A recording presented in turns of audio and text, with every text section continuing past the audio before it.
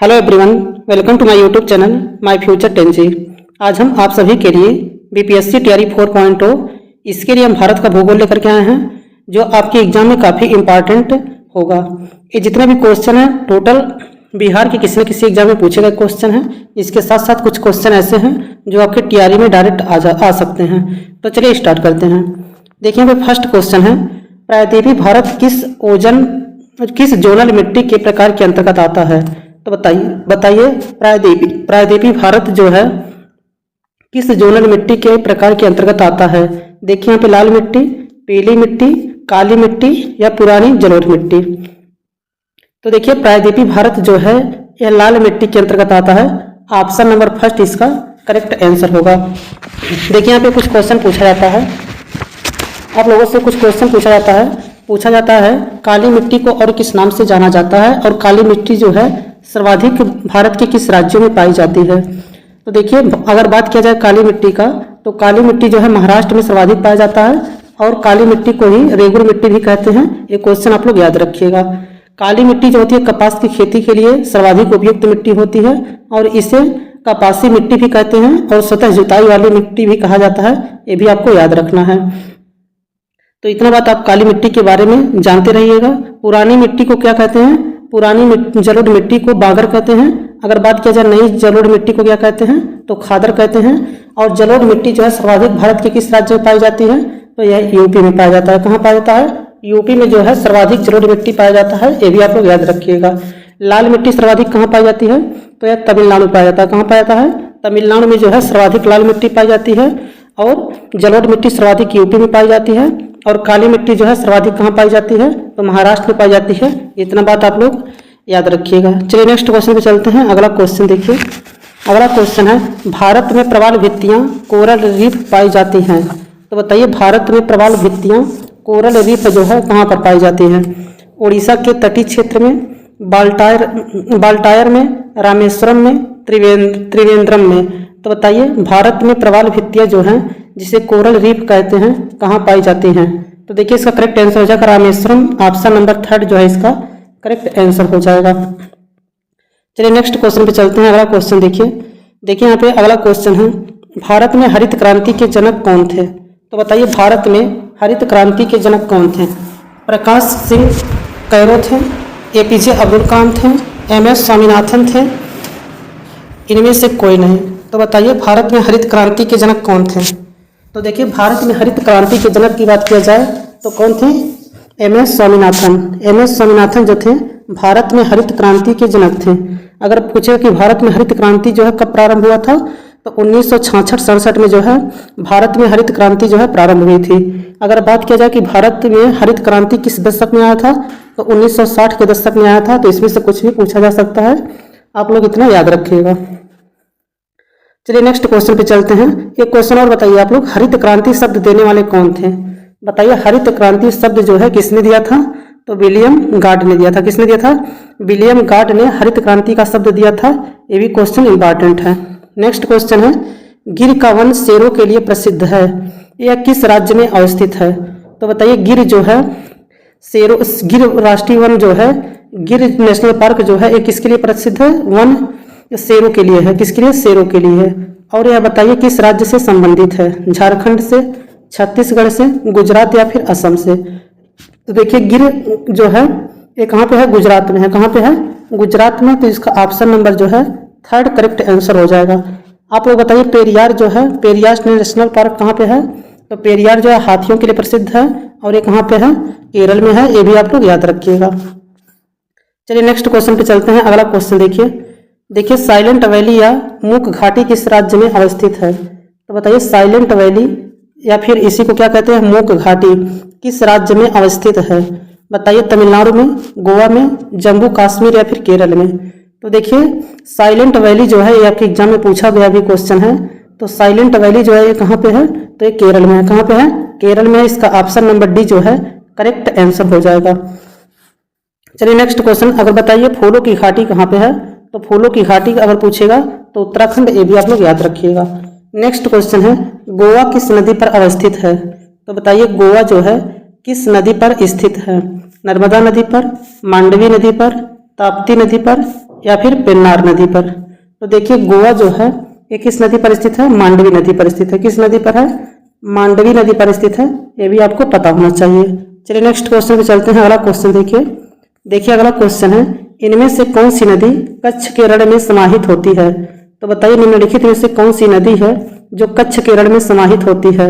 साबरमती है, लूनी है, बेतवा है या फिर इनमें से कोई नहीं? तो देखिए कच्छ केरल में समाहित होने वाली नदी कौन सी है? लूनी नदी है। कौन सी नदी है? लूनी नदी जो है कच्छ केरल में समाहित होने वाली नदी है। तो इसका ऑप्शन नंबर सेकंड जो है करेक्ट आंसर होगा। नेक्स्ट क्वेश्चन है, सबसे अधिक प्याज उत्पादन करने वाला राज्य है? तो बताइए सबसे अधिक प्याज उत्पादन करने वाला राज्य कौन सा है? पश्चिम बंगाल है, बिहार है, महाराष्ट्र है या फिर उत्तर प्रदेश है? तो देखिए सबसे अधिक प्याज उत्पादन करने वाला राज्य अगर पूछेगा तो कौन सा हो जाएगा? महाराष्ट्र। महाराष्ट्र जो है सबसे अधिक प्याज उत्पादन में आगे रहता है। तो आप लोग याद रखिएगा कि प्याज उत्पादन में जो है सबसे आगे कौन है? महाराष्ट्र है। तो इसका ऑप्शन नंबर थर्ड जो है करेक्ट आंसर होगा। नेक्स्ट क्वेश्चन है, ये question very very important question है। एक तरफ दिया है नदी, दूसरे तरफ दिया है उसका स्थान कहाँ पर स्थित है? देखिए कृष्णा नदी, गोदावरी, ब्रह्मपुत्र, नर्मदा, अमरकंटक, सांगपो, नासिक, महाबलेश्वर। तो देखिए आप लोग कृष्णा नदी का उद्गम जो बताइए कहाँ से है? तो महाराष्ट्र के सतारा जिले में। कहाँ पे है? महाराष्ट्र के सतारा जिले में स्थित महाबलेश्वर से निकलती है। कहाँ से निकलती है? महाराष्ट्र के सतारा जिले से महाबलेश्वर से निकलती है। तो ए का किस पे जाएगा? डी पे जाएगा। उसके बाद देखिए गोदावरी नदी जो है, गोदावरी नदी का उद्गम जो है कहाँ से है? महाराष्ट्र के नासिक से है। कहाँ से है? महाराष्ट्र के नासिक से जो है गोदावरी नदी का उद्गम होता है। ये भी आप लोग जानते रहिएगा। अगर बात किया जाए कि ब्रह्मपुत्र नदी का उद्गम कहाँ से होता है, तो ब्रह्मपुत्र नदी का जो है ये तिब्बत से, कहाँ से होता है? तिब्बत से होता है। और तिब्बत अगर नहीं दिया होगा तो यारलुंग सांगपो इसी को कहते हैं। ये भी आप लोग याद रखिएगा। फिर उसके बाद देखिए यहाँ पे नर्मदा नदी की बात किया जाए तो नर्मदा नदी का उद्गम जो है मध्य प्रदेश में है। कहाँ पे है? मध्य प्रदेश के अमरकंटक से निकलती है। ये भी आप लोग याद रखिएगा। अगर पूछेगा मध्य प्रदेश के किस जिला से, तो अनूपपुर जिला है। अनूपपुर जिला में स्थित अमरकंटक है, वहीं से ये क्या करती है? निकलती है। तो ये भी आप लोग याद रखिएगा। तो इस तरह से आपका ऑप्शन नंबर जो है फर्स्ट करेक्ट आंसर हो जाएगा। ये आप लोग याद रखिएगा। नेक्स्ट क्वेश्चन देखिए, अगला क्वेश्चन है 2011 की जनगणना में बिहार की अनुमानित आबादी कितनी है? तो बताइए 2011 की जनगणना में बिहार की अनुमानित आबादी कितनी है? 8 करोड़ है, 9 करोड़ है, 10 करोड़ है या फिर 14 करोड़ है? तो बताइए 2011 की जनगणना में बिहार की अनुमानित जो है आबादी कितनी है? तो देखिए इसका करेक्ट आंसर हो जाएगा 10 करोड़ है। ऑप्शन नंबर थर्ड जो है करेक्ट आंसर होगा।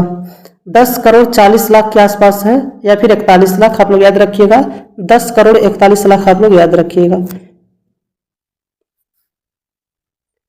नेक्स्ट क्वेश्चन है, उस देश को इंगित करें जहां से ब्रह्मपुत्र नदी नहीं गुजरती है। तो बताइए वह कौन सा देश है जहां से ब्रह्मपुत्र नदी नहीं गुजरती है? म्यांमार है, चीन है, बांग्लादेश है या फिर भारत? तो देखिए ब्रह्मपुत्र नदी जो है ये कहाँ से नहीं गुजरती है? तो ब्रह्मपुत्र नदी जो है म्यांमार से नहीं गुजरती है। कहाँ से नहीं गुजरती है? म्यांमार से नहीं गुजरती है। ऑप्शन नंबर फर्स्ट जो है करेक्ट आंसर हो जाएगा। बताइए ब्रह्मपुत्र नदी को तिब्बत में किस नाम से जाना जाता है? तो ब्रह्मपुत्र नदी को तिब्बत में यारलुंग सांगपो के नाम से जाना जाता है। किसके नाम से?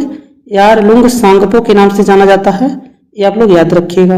अगर बात किया जाए अरुणाचल प्रदेश में ब्रह्मपुत्र नदी को किस नाम से जानते हैं? तो दिहांग के नाम से जानते हैं। किस नाम से? दिहांग।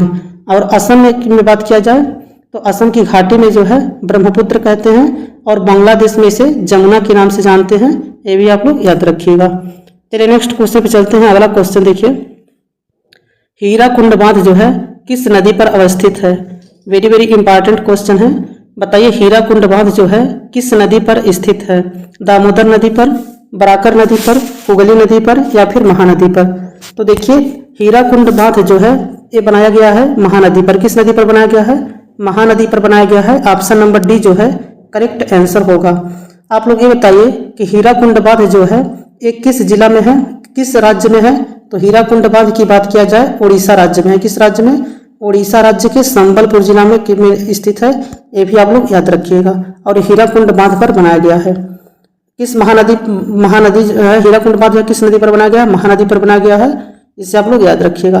नेक्स्ट क्वेश्चन है, निम्नलिखित में से किस फसल की खेती भारत में सर्वाधिक क्षेत्र में होती है। तो बताइए निम्नलिखित में से कौन सी फसल है जिसकी खेती जो है भारत में सर्वाधिक क्षेत्रफल पर होती है। गेहूं का, धान का, कपास का या फिर गन्ना का। तो देखिए इसका करेक्ट आंसर हो जाएगा धान का खेती जो है भारत में सर्वाधिक क्षेत्रफल पर होता है। तो इसका ऑप्शन नंबर सेकंड जो है करेक्ट आंसर होगा। चलिए नेक्स्ट क्वेश्चन पे चलते हैं। अगला क्वेश्चन देखिए, गंगा ब्रह्मपुत्र डेल्टा क्षेत्र का वन निम्नलिखित में से किस नाम से जाना जाता है। तो बताइए गंगा ब्रह्मपुत्र डेल्टा क्षेत्र का वन जो है निम्नलिखित में से किस नाम से जाना जाता है। मानसून वन के नाम से, वर्षा वन के नाम से, पतझड़ वन या फिर सुंदर वन। तो गंगा ब्रह्मपुत्र डेल्टा क्षेत्र का वन जो है निम्नलिखित में से किस नाम से जाना जाता है। तो इसका करेक्ट आंसर हो जाएगा सुंदर वन के नाम से जाना जाता है। ऑप्शन नंबर डी जो है इसका करेक्ट आंसर होगा। चलिए नेक्स्ट क्वेश्चन पे चलते हैं। अगला क्वेश्चन देखिए, निम्नलिखित देशांतरों में से कौन सी रेखा भारत की प्रमाणिक यामोत्तर रेखा है। तो बताइए निम्नलिखित देशांतरों में से कौन सी रेखा है जो भारत की प्रमाणिक यामोत्तर रेखा है। तो देखिए यहाँ पे 87.5 डिग्री पूर्वी देशांतर, 84.5 डिग्री पूर्वी देशांतर, 82.5 डिग्री पूर्वी देशांतर, 85 डिग्री पूर्वी देशांतर। तो बताइए निम्नलिखित देशांतरों में से कौन सी रेखा है जो भारत की प्रमाणिक यामोत्तर रेखा है। तो देखिए इसका करेक्ट आंसर हो जाएगा 82.5 डिग्री पूर्वी देशांतर जो है ये भारत की यामोत्तर रेखा है। इसका ऑप्शन नंबर थर्ड जो है करेक्ट आंसर होगा। चलिए नेक्स्ट क्वेश्चन पे चलते हैं। अगला क्वेश्चन देखिए, भारत में ब्रॉड गेज में दो रेल पटरियों के बीच मानक दूरी क्या रखी जाती है। तो बताइए भारत में ब्रॉड गेज में दो रेल पटरियों के बीच मानक दूरी जो है क्या रखी जाती है। 2.323 मीटर, 2.0 मीटर, 1.676 मीटर, 1.0 मीटर। तो बताइए भारत में ब्रॉड गेज में दो रेल पटरियों के बीच दूरी जो होती है क्या रखी जाती है। तो देखिए इसका करेक्ट आंसर हो जाएगा 1.676 मीटर रखा जाता है। ऑप्शन नंबर थर्ड इसका करेक्ट आंसर होगा। नेक्स्ट क्वेश्चन है। अगला क्वेश्चन देखिए, national mineral development corporation of India की हीरे की खान कहाँ स्थित है। बताइए national mineral development corporation of India की हीरे की खान कहाँ स्थित है। डिगबोई में स्थित है, जयपुर में स्थित है, झारसुगुड़ा में स्थित है या फिर पन्ना में स्थित है। तो देखिए national mineral development corporation of India जो है ये कहाँ पे है, मध्य प्रदेश के पन्ना। कहाँ पे है, मध्य प्रदेश के पन्ना में स्थित है। ऑप्शन नंबर डी जो है करेक्ट आंसर होगा। चलिए नेक्स्ट क्वेश्चन पे चलते हैं। अगला क्वेश्चन देखिए, गंगा की सहायक नदियाँ जो नीचे वर्णित हैं कौन उत्तर की ओर प्रवाहित होती है। तो बताइए गंगा की सहायक नदी जो नीचे वर्णित है कौन उत्तर की ओर प्रवाहित होती है। कोसी नदी, घाघरा, सोन या फिर गंडक। तो बताइए कौन सी नदी है जो उत्तर की ओर प्रवाहित होती है। तो देखिए इसका करेक्ट आंसर हो जाएगा सोन नदी जो है ये उत्तर की ओर प्रवाहित होती है। ऑप्शन नंबर थर्ड जो है करेक्ट आंसर होगा। नेक्स्ट क्वेश्चन देखिए। अगला क्वेश्चन है, निम्नलिखित नदियों में से किसका उद्गम भारत में नहीं है। तो बताइए निम्नलिखित नदियों में से किसका उद्गम जो है भारत में नहीं है। सतलज का, रावी का, चेनाब का या फिर ब्यास का। तो देखिए सतलज नदी का उद्गम जो है ये कहाँ से होता है, ये होता है राकसताल झील जो कि कहाँ पे है, चाइना में है। तो इसका ऑप्शन नंबर फर्स्ट जो है करेक्ट आंसर होगा। चलिए नेक्स्ट क्वेश्चन पे चलते हैं। अगला क्वेश्चन देखिए, निम्न में से कौन दो नदियाँ अमरकंटक से उद्गम होती हैं। बताइए निम्नलिखित में से कौन सी दो नदियाँ हैं जो अमरकंटक से उद्गमित होती हैं। बताइए ताप्ती नर्मदा है, नर्मदा सोन है, सोन बेतवा है या फिर चंबल बेतवा है। तो बताइए अमरकंटक से उद्गमित होने वाली नदियाँ कौन कौन सी हैं। तो देखिए अमरकंटक से जो नदी निकलती है नर्मदा और सोन। कौन सी, नर्मदा और सोन जो है ये नदियाँ दोनों जो हैं अमरकंटक से निकलती हैं। ऑप्शन नंबर सेकंड जो है इसका करेक्ट आंसर होगा। नेक्स्ट क्वेश्चन है, भारत का पहला ऑर्गेनिक राज्य क्या है, राज्य है। तो बताइए भारत का पहला ऑर्गेनिक राज्य कौन सा है। मणिपुर है, सिक्किम है, उड़ीसा है या फिर अरुणाचल प्रदेश है। तो बताइए इसका करेक्ट आंसर क्या होगा। बताइए भारत का पहला ऑर्गेनिक राज्य कौन सा है? तो ये सिक्किम है। ऑप्शन नंबर सेकंड जो है इसका करेक्ट आंसर होगा। चलिए नेक्स्ट क्वेश्चन पे चलते हैं। अगला क्वेश्चन देखिए, निम्नलिखित दो कॉलमों में सही मिलान करिए। देखिए यहाँ पे दिया है एक तरफ नेशनल पार्क है, दूसरी तरफ जो है राज्य है। तो कौन सा नेशनल पार्क जो है किस राज्य में है ये आपको बताना है। देखिए यहाँ पे दिया है Bandipur national park, Buxa tiger reserve, mount Abu wildlife आश्रय, पेंच नेशनल पार्क। तो देखिए पहली बात तो बांदीपुर नेशनल पार्क जो है ये कहाँ पे है? कर्नाटक में है। तो ए का क्या हो जाएगा? 4, ए का 4 हो जाएगा। उसके बाद देखिए पेंच जो है कहाँ पे है? तो मध्य प्रदेश में है। पेंच जो है कहाँ पे है? मध्य प्रदेश में। तो डी का हो जाएगा 2, डी का 2, ए का 4। तो इसका ऑप्शन नंबर क्या हो जाएगा? फर्स्ट करेक्ट आंसर हो जाएगा। आप लोग देख लीजिए, ए का 4, डी का 2। उसके बाद देखिए बी का क्या हो जाएगा? 3 हो जाएगा। बी क्या है? बुक्सा टाइगर रिजर्व कहाँ पे है? पश्चिम बंगाल में है। कहाँ पे है? पश्चिम बंगाल में है। और उसका सी का क्या हो जाएगा? पहला हो जाएगा। माउंट आबू वाइल्ड लाइफ आश्रय कहाँ पे है? ये राजस्थान में है। कहाँ पे है? राजस्थान में है। तो इतना आप लोग याद रखिएगा। नेक्स्ट क्वेश्चन देखिए, अगला क्वेश्चन है सूची फर्स्ट को सूची सेकंड से सुमेलित कीजिए। देखिए अगला इधर दिया है खाद्य उत्पादन में वृद्धि, दुग्ध उत्पादन, मत्स्य उत्पादन या फिर उर्वरक। आगे दिया है, दूसरा दिया है कॉलम में हरित क्रांति, नीली क्रांति, श्वेत क्रांति और भूरी क्रांति। तो देखिए खाद्य उत्पादन में वृद्धि जो हुआ था यह क्या था? हरित क्रांति का उद्देश्य था। तो इसका ऑप्शन नंबर फर्स्ट पे जाएगा। तो ए का फर्स्ट पे जाएगा। उसके बाद देखिए दुग्ध उत्पादन किससे संबंधित है? तो दुग्ध उत्पादन का संबंध किससे है? श्वेत क्रांति से। किस क्रांति से है?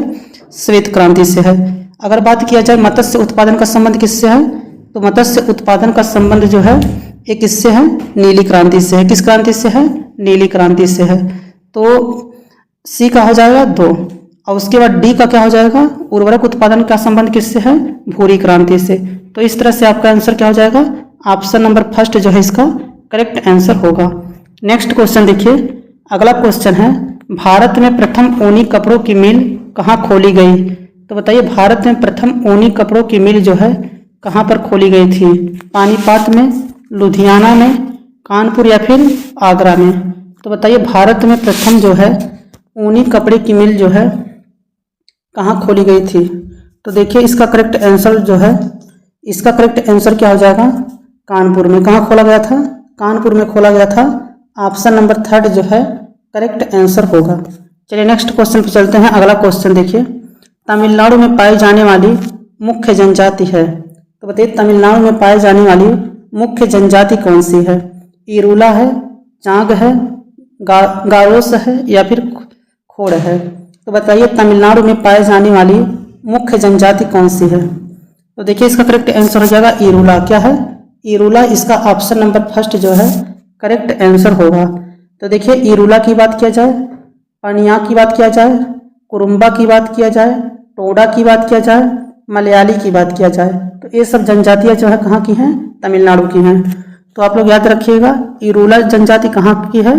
तमिलनाडु की है। तो इसका ऑप्शन नंबर फर्स्ट जो है करेक्ट आंसर होगा। जारवा जनजाति बताइए कहाँ पाई जाती है? बताइए जारवा जनजाति जो है कहाँ पाई जाती है? बिहार, उड़ीसा, नागालैंड या अंडमान। तो बताइए जारवा जनजाति जो है कहाँ पाई जाती है? तो जारवा जनजाति का संबंध कहाँ से है? अंडमान से है। कहाँ से है? अंडमान से है। चलिए नेक्स्ट क्वेश्चन पे चलते हैं। अगला क्वेश्चन देखिए यहाँ पे अगला क्वेश्चन है भारत की सर्वप्रथम वन्य जीव संरक्षण परियोजना का नाम था। तो बताइए भारत की सर्वप्रथम वन्य जीव संरक्षण परियोजना का नाम क्या था? गिर था, टाइगर था, राइनो था या फिर हंगुल था। तो देखिए भारत में सर्वप्रथम टाइगर जो आया था ये टाइगर प्रोजेक्ट। क्या था? टाइगर प्रोजेक्ट था। तो इसका ऑप्शन नंबर सेकंड जो है करेक्ट आंसर है। ये कब आया था? 1973 में आया था। टाइगर प्रोजेक्ट कब आया था? 1973 में आया था। अगर बात किया जाए कि हाथी प्रोजेक्ट कब आया था, तो 1992 में। कब आया था? हाथी प्रोजेक्ट जो है 1992 में आया था। ये आप लोग याद रखिएगा क्योंकि हाथी प्रोजेक्ट, टाइगर प्रोजेक्ट जो है आपसे बहुत ज़्यादा पूछा जाता है। अगर पूछेगा कि गिद्ध प्रोजेक्ट कब आया था या फिर डॉल्फिन प्रोजेक्ट कब आया था, तो बताइए गिद्ध प्रोजेक्ट कब आया था और डॉल्फिन प्रोजेक्ट कब आया था। तो गिद्ध प्रोजेक्ट आया था 2006 में। कब आया था? 2006 में। और डॉल्फिन प्रोजेक्ट कब आया था? 2009 में। कब आया था? 2009 में आया था। अगर बात क्या की जाए कि वन्य जीव संरक्षण जो है, वन्य जीव संरक्षण कब आया था? तो वन्य जीव संरक्षण आया था 1972 में। कब आया था? 1972 में। और टाइगर रिजर्व आया था 1973 में। तो ये सब आप लोग याद रखिएगा। अगर मगरमच्छ प्रोजेक्ट पूछेगा तो आया था 1975 में। कब आया था? 1975 में आया था। घड़ियाल प्रोजेक्ट कब आया था? 1974 में आया था। तो ये सब क्वेश्चन आप लोग जबान पे याद रखिएगा, कोई भी पूछा जा सकता है। नेक्स्ट क्वेश्चन है, जम्मू और कश्मीर की अशासकीय भाषा कौन सी है? तो बताइए, जम्मू और कश्मीर की अशासकीय भाषा कौन सी है? तो बताइए, जम्मू और कश्मीर की अशासकीय भाषा कौन सी है? तो देखिए, जम्मू और कश्मीर की अशासकीय भाषा क्या है? उर्दू है। कौन सी है? उर्दू है। चलिए नेक्स्ट क्वेश्चन पे चलते हैं। अगला क्वेश्चन देखिए, यह नदी दिल्ली में है। तो बताइए, यह नदी दिल्ली में है, सतलज है, सरयू है, गंगा है या फिर यमुना है? तो बताइए, दिल्ली में कौन सी नदी है? तो यमुना नदी है। कौन सी नदी है? यमुना नदी है। आप लोग हमें ये बताइए, दिल्ली जो है किस नदी के किनारे बसा है, और दिल्ली के साथ साथ और कौन से नगर हैं जो यमुना नदी के किनारे बसे हैं? तो देखिए, यमुना नदी के किनारे जो है दिल्ली, मथुरा, आगरा और इटावा। कौन कौन सा है? दिल्ली, मथुरा, आगरा और इटावा जो है यह यमुना नदी के किनारे बसे हुए शहर हैं। तो दिल्ली, मथुरा, आगरा और इटावा जो है यमुना नदी के किनारे बसे हुए हैं। और गंगा नदी के किनारे पूछे तो ऋषिकेश, हरिद्वार, कन्नौज, कानपुर, इलाहाबाद, वाराणसी, पटना, मुंगेर, भागलपुर। क्या है? पटना, मुंगेर, भागलपुर जो है ये सब गंगा नदी के किनारे बसे हुए हैं। ये सब आप लोग याद रखिएगा। गोमती नदी के कौन से शहर बसा हुआ है? तो लखनऊ बसा हुआ है। ये भी आप लोग याद रखिएगा। नेक्स्ट क्वेश्चन है, जनसंख्या की दृष्टि से 4 बड़े राज्यों में से नहीं है। तो बताइए, जनसंख्या की दृष्टि से 4 बड़े राज्यों में से कौन सा नहीं है? तो देखिए, जनसंख्या की दृष्टि से 4 बड़े राज्य जो हैं ये है उत्तर प्रदेश है, महाराष्ट्र है, बिहार है, लेकिन यहाँ पे तमिलनाडु नहीं है, पश्चिम बंगाल है। तो जनसंख्या की दृष्टि से 4 बड़े राज्य कौन कौन से हैं? उत्तर प्रदेश, महाराष्ट्र, बिहार और पश्चिम बंगाल। चलिए नेक्स्ट क्वेश्चन पे चलते हैं। अगला क्वेश्चन देखिए, इसका प्रति वर्ग किलोमीटर जनसंख्या घनत्व सर्वाधिक है। तो बताइए, प्रति वर्ग किलोमीटर जनसंख्या घनत्व जो है सर्वाधिक किस राज्य का है? तो देखिए, प्रति वर्ग किलोमीटर जो है जनसंख्या घनत्व जो है बिहार का सर्वाधिक है। 1106 लोग जो हैं प्रति वर्ग किलोमीटर में पाए जाते हैं। कितना पाए जाते हैं? 1106 व्यक्ति जो है प्रति वर्ग किलोमीटर में पाए जाते हैं। ये आप लोग याद रखिएगा। तो इसका ऑप्शन नंबर फर्स्ट जो है करेक्ट आंसर होगा। निम्न में से कौन महलों का शहर कहलाता है? तो बताइए, निम्नलिखित में से कौन महलों का शहर कहलाता है? पटना, कोलकाता, चंडीगढ़ या फिर लखनऊ? तो बताइए, निम्नलिखित में से कौन जो है महलों का शहर कहलाता है? तो देखिए, कोलकाता जो है ये कहाँ पे है? पश्चिम बंगाल में है, जो कि महलों का शहर कहलाता है। तो इसे आप लोग याद रखिएगा। ऑप्शन नंबर सेकंड जो है करेक्ट आंसर होगा। नेक्स्ट क्वेश्चन देखिए, किसके जेल का कमरा एक पर्यटक स्थल है? बताइए, निम्नलिखित में से किसके जेल का कमरा जो है एक पर्यटक स्थल है? वीर सावरकर का, कन्हैया का, जयप्रकाश नारायण का, अन्ना हजारे का? तो बताइए, किसके जेल का कमरा जो है एक पर्यटक स्थल है? तो देखिए, वीर सावरकर का जो है जेल का कमरा जो है एक पर्यटक स्थल है। ऑप्शन नंबर जो है फर्स्ट करेक्ट आंसर होगा। चलिए नेक्स्ट क्वेश्चन पे चलते हैं। अगला क्वेश्चन देखिए, कर्क रेखा किस राज्य के मध्य से नहीं गुजरती है? तो बताइए, कर्क रेखा जो है भारत के किस राज्य से होकर के नहीं गुजरती है? तो देखिए, कर्क रेखा जो है ये छत्तीसगढ़ से गुजरता है, त्रिपुरा से गुजरता है, झारखंड से गुजरता है, लेकिन बिहार राज्य से जो है कर्क रेखा नहीं होकर गुजरता है। गुजरात, राजस्थान, मध्य प्रदेश किस किस राज्य से गुजरता है? गुजरात, राजस्थान, मध्य प्रदेश, छत्तीसगढ़, झारखंड, पश्चिम बंगाल, त्रिपुरा और मिजोरम। कौन कौन सा है? गुजरात, राजस्थान, मध्य प्रदेश, छत्तीसगढ़, झारखंड, पश्चिम बंगाल, त्रिपुरा और मिजोरम। इतने से होकर के 8 राज्यों से होकर के जो है कर्क रेखा गुजरती है। चलिए नेक्स्ट क्वेश्चन पे चलते हैं। अगला क्वेश्चन देखिए, ब्रह्मपुत्र नदी बांग्लादेश में क्या कहलाती है? तो बताइए, ब्रह्मपुत्र नदी जो है बांग्लादेश में किस नाम से जानी जाती है? तो देखिए, ब्रह्मपुत्र नदी जो है बांग्लादेश में जमुना के नाम से जानी जाती है। किस नाम से? जमुना के नाम से जानी जाती है। ऑप्शन नंबर सेकंड जो है करेक्ट आंसर होगा। राष्ट्रीय राजमार्ग योजना कब शुरू की गई थी? तो बताइए राष्ट्रीय राजमार्ग योजना जो है कब शुरू की गई थी? तो देखिए राष्ट्रीय राजमार्ग योजना जो है ये कब शुरू किया गया था?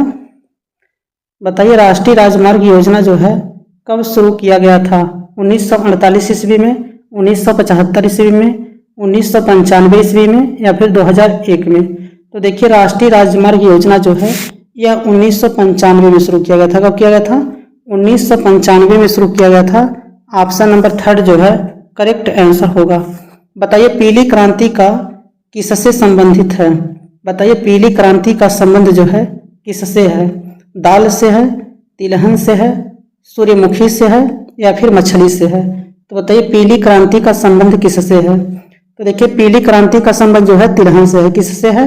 तिलहन से है। बच्चा बताइए मछली उत्पादन से संबंधित कौन सी क्रांति है? तो नीली क्रांति है। कौन सी क्रांति है? नीली क्रांति है। आप लोग ये बताइए श्वेत क्रांति का संबंध किसके उत्पादन से है? तो श्वेत क्रांति का संबंध जो है दुग्ध उत्पादन से है। सुनहरी क्रांति का संबंध फल उत्पादन से है। अमृत क्रांति का संबंध जो है नदी जोड़ो परियोजना से है। किससे है? बताइए अमृत क्रांति का संबंध जो है किससे है? तो नदी जोड़ो परियोजना से है। ये सब आप लोग याद रखिएगा। चलिए नेक्स्ट क्वेश्चन पे चलते हैं। अगला क्वेश्चन देखिए, दुर्गापुर इस्पात कारखाना जो है इसकी सहायता से स्थापित किया गया है। तो बताइए दुर्गापुर इस्पात कारखाना जो है किस विदेशी की सहायता से स्थापित किया गया है? तो बताइए दुर्गापुर जो है इस्पात कारखाना जो है किस विदेशी देश के सहयोग से स्थापित किया गया है? तो देखिए इंग्लैंड के सहयोग से स्थापित किया गया है। और दुर्गापुर इस्पात कारखाना कहाँ पे है? पश्चिम बंगाल में है। कहाँ पे है? पश्चिम बंगाल में है। अगर पूछेगा कि राउरकेला इस्पात संयंत्र जो है किस विदेशी देश के सहयोग से स्थापित किया गया है? तो राउरकेला अगर कहाँ पे है? ओडिशा में है। कहाँ पे है? ओडिशा में है। और सहयोगी देश कौन सा है? जर्मनी है। कौन सा देश है? जर्मनी है। भिलाई इस्पात कारखाना कहाँ पे है? तो छत्तीसगढ़ में। कहाँ पे है? भिलाई छत्तीसगढ़। इसका किस देश के सहयोग से स्थापित किया गया है? रूस के सहयोग से। किस देश के? रूस के सहयोग से। दुर्गापुर तो आप लोग जान ही गए, पश्चिम बंगाल, उसके बाद ग्रेट जो है ब्रिटेन, इंग्लैंड। इतना आप लोग याद रखिएगा। नेक्स्ट क्वेश्चन है, चिल्का झील यहाँ पर स्थित है। तो बताइए चिल्का झील जो है यहाँ पर स्थित है उड़ीसा में, पश्चिम बंगाल में, मणिपुर या फिर बिहार में? तो देखिए चिल्का झील जो है ये कहाँ पे है? उड़ीसा में है। कहाँ पे है? उड़ीसा में है। चिल्का झील जो है एक भारत की सबसे बड़ी खारे पानी की झील है। कैसी झील है? भारत की सबसे बड़ी खारे पानी की झील कौन सी है? चिल्का झील है। ये भी आप लोग याद रखिएगा। चलिए नेक्स्ट क्वेश्चन देखते हैं, निम्नलिखित में से कौन एक संघ शासित क्षेत्र लक्षद्वीप की राजधानी है? तो बताइए निम्नलिखित में से कौन एक संघ शासित क्षेत्र लक्षद्वीप की राजधानी है? तो कवरत्ती जो है ये लक्षद्वीप की राजधानी है। ऑप्शन नंबर सेकंड जो है करेक्ट आंसर होगा। अगर वीडियो अच्छा लगा हो तो वीडियो को लाइक कर दीजिएगा। चैनल पे पहली बार आए हो तो चैनल को सब्सक्राइब कर लीजिएगा। Thanks for watching this video.